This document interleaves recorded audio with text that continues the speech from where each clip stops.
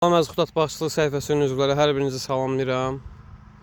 Sizə nektarın budamasını göstərirəm əziz dostlar. Gördüyünüz kimi liderlərin seçimi olub artıq.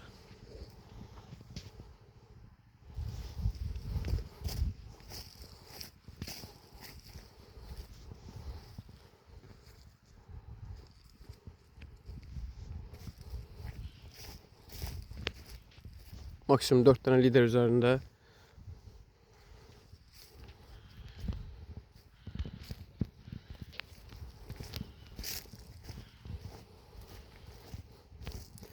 Budama ilə bağlı səhifədə olan nömrə ilə əlaqə saxlaya bilərsiniz. Azərbaycanın hər bir bölgəsində xidmət göstərir.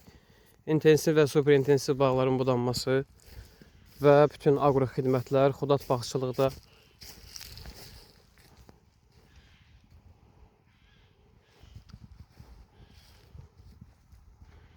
Video kimin qarşısına çıxırsa bəyənsin, paylaşsın, kayd eləsin. Allah kesin bağına bərəkət versin.